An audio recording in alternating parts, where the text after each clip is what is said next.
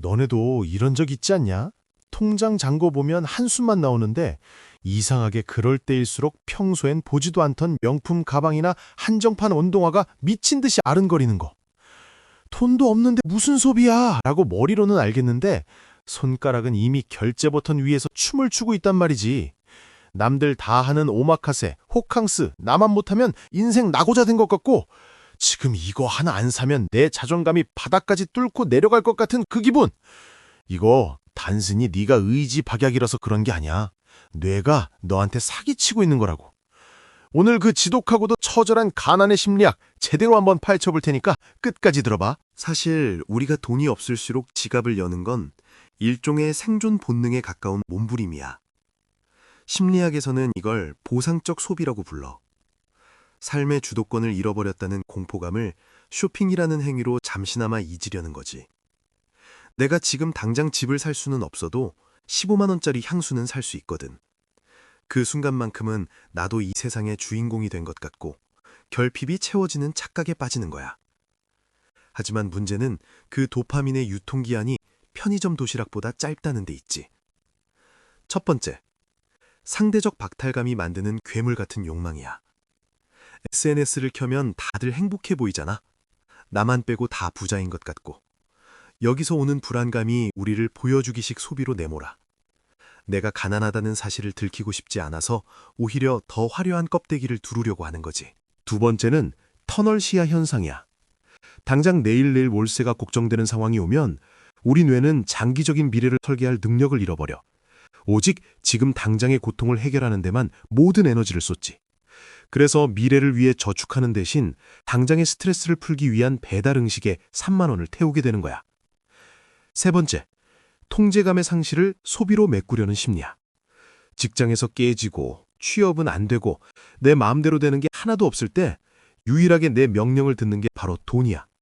내가 돈을 내면 점원은 나에게 친절하고 물건은 내 손에 들어오지. 이 작은 권력의 맛이 중독적이라서 자꾸 지갑에 손이 가는 거야. 네 번째는 희소성의 원칙이 가난한 사람들에게 더 가혹하게 작용한다는 점이야. 늘 부족하게 살다 보니 이번이 마지막 기회라는 말에 극도로 취약해져. 지금 안 사면 손해볼 것 같고 다시는 이런 기회가 안 올 것 같은 공포가 이성을 마비시켜버려.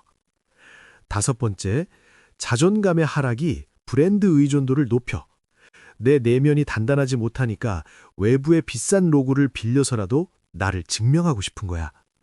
내가 비록 돈은 없지만 이런 브랜드 쓰는 사람이야 라는 걸 보여주고 싶은 그 간절함이 카드 할부를 늘려가는 거지. 여섯 번째는 디드로 효과야. 하나를 사면 그에 어울리는 다른 물건들을 줄줄이 사야 할 것 같은 압박감이지. 돈이 없을 때 무리해서 비싼 코트 하나를 샀다고 쳐봐. 그럼 거기에 어울리는 가방, 구두, 심지어는 가는 식당까지 다 바꿔야 할 것 같은 기분이 들어. 결국 지출이 꼬리에 꼬리를 무는 거야. 일곱 번째, 가난할수록 가성비라는 늪에 더 잘 빠져. 싼 게 비지떡이라는 걸 알면서도 당장 목돈이 없으니까 저렴한 물건들을 반복해서 사. 결국 나중에 다 합쳐보면 비싼 거 하나 산 것보다 돈을 더 썼는데 물건은 다 금방 망가져버리지. 지출의 효율이 최악으로 치닫는 거야. 여덟 번째는 스트레스 호르몬인 코르티솔의 영향이야. 경제적 압박은 엄청난 스트레스를 유발하고 이건 뇌의 전두엽 기능을 떨어뜨려. 전두엽은 참을성을 담당하는데 여기가 고장나니 충동 구매를 막을 장벽이 사라지는 셈이지. 아홉 번째, 소속감에 대한 갈망이야. 무리에 끼고 싶어서 유행하는 아이템을 안 사면 소외될 것 같아서 무리하게 지갑을 열어. 가난할수록 사회적으로 고립되는 걸 더 무서워하거든. 여러분, 혹시 지금 여러분도 내 자존감을 지키기 위해 오히려 통장을 갉아먹고 있는 건 아닌가요? 아니면 정말로 필요해서 사는 걸까요? 여러분이 최근에 가장 후회했던 지출은 무엇인지 댓글로 공유해주세요. 서로의 경험을 나누는 것만으로도 충동적인 소비를 막는 큰 힘이 됩니다. 영상이 공감되신다면 구독과 좋아요 부탁드려요. 열 번째는 보상 심리의 왜곡이야. 오늘 하루도 고생한 나에게 이 정도는 해줄 수 있잖아 라는 자기 합리화지. 소소한 행복이라는 이름 뒤에 숨은 치명적인 가계부의 적이야. 이제 우리는 이 굴레에서 벗어날 현실적인 방법을 찾아야 해. 가장 먼저 해야 할 일은 결제 단계를 복잡하게 만드는 거야. 간편 결제 앱에서 카드를 지우고 결제할 때마다 비밀번호를 길게 입력하게 만들어봐. 그 찰나의 시간이 이성을 되찾아 줄 거야. 또한 단위 가격에 속지 않는 연습이 필요해. 12개월 할부니까 한 달에 커피 몇 잔 값이라고 생각하는 순간 망하는 거야. 무조건 총액으로 사고를 전환해야 해. 이 물건이 내 한 달 월급의 몇 %를 차지하는지 냉정하게 계산해봐. 감정적인 소비 노트를 작성하는 것도 큰 도움이 돼. 물건을 사고 싶을 때 내 기분이 어떤지 적어보는 거야. 외로운지, 화가 났는지, 아니면 그냥 심심한 건지. 내 감정의 허기를 물건으로 채우려 한다는 걸 인지하는 순간 쇼핑 욕구는 마법처럼 줄어들어. 환경을 바꾸는 것도 중요해. 사고 싶게 만드는 SNS 광고나 쇼핑 앱의 알림을 전부 차단해. 눈에서 멀어지면 마음에서도 멀어진다는 말은 소비 심리에서도 정답이야. 나를 자극하는 화려한 이미지들로부터 나를 격리시켜야 해. 마지막으로 돈을 쓰는 재미 대신 모으는 재미를 아주 작은 단위부터 느껴봐야 해. 하루에 5,000원씩이라도 따로 모아서 숫자가 불어나는 걸 직관적으로 확인해봐. 통제권을 소비가 아닌 저축에서 찾기 시작하면 더 이상 비싼 물건으로 나를 증명할 필요가 없다는 걸 깨닫게 될 거야. 진정한 자존감은 내 몸에 걸친 브랜드가 아니라 내 통장을 내가 통제하고 있다는 확신에서 나와. 돈이 없을수록 쓰고 싶어지는 그 마음. 이제는 그 에너지를 나를 진짜로 단단하게 만드는 곳에 써보는 건 어떨까?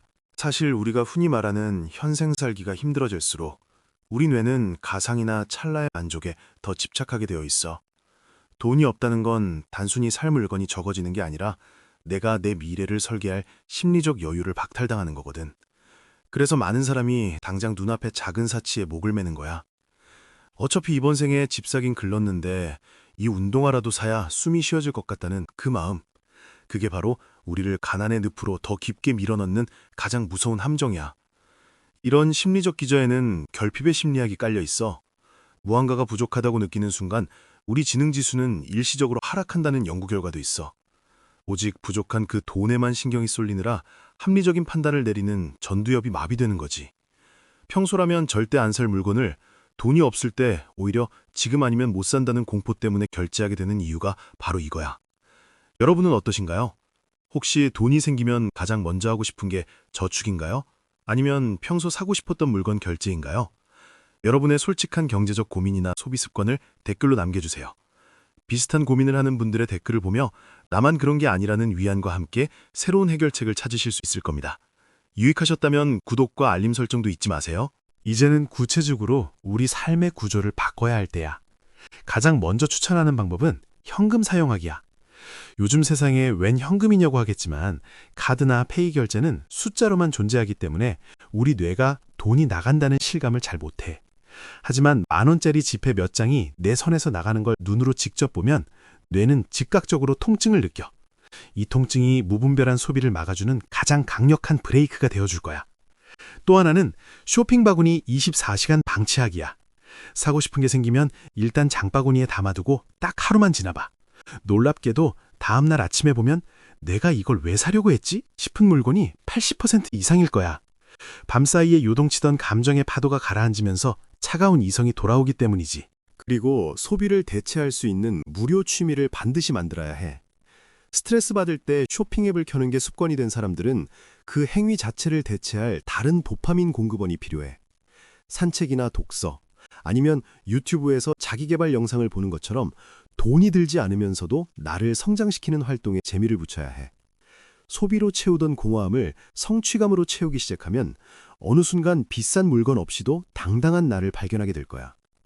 결국 가난의 심리학을 이겨내는 건 나 자신을 객관적으로 바라보는 연습에서 시작돼. 내가 지금 물건을 사는 게 아니라 불안을 사고 있는 건 아닌지, 남의 시선을 매수하려고 하는 건 아닌지 끊임없이 질문을 던져야 해.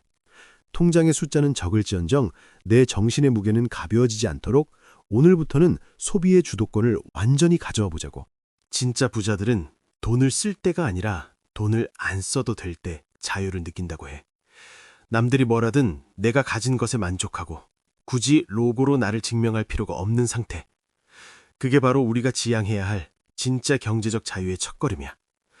돈이 없어서 불안한 마음을 소비로 달래지 마. 그 불안을 종잣돈으로 삼아 너의 가치를 높이는 데 투자해봐. 시간이 지나고 나면 그때 그 푼돈을 아껴서 만든 작은 여유가 너를 완전히 다른 인생으로 데려다 줄 거니까. 지금 당장 핸드폰에 깔린 쇼핑의 말림부터 꺼버려. 그리고 오늘 하루 내가 소비 없이도 얼마나 행복할 수 있는지 시험해보는 거야. 작은 성공이 쌓이면 그게 자신감이 되고 그 자신감은 어떤 명품보다 너를 빛나게 만들어줄 거야. 너는 충분히 그럴 자격이 있고 할 수 있어. 오늘 이야기는 여기서 마칠게. 우리 모두 돈에 휘둘리는 노예가 아니라 돈을 다스리는 주인이 되는 그날까지 계속해서 달려보자.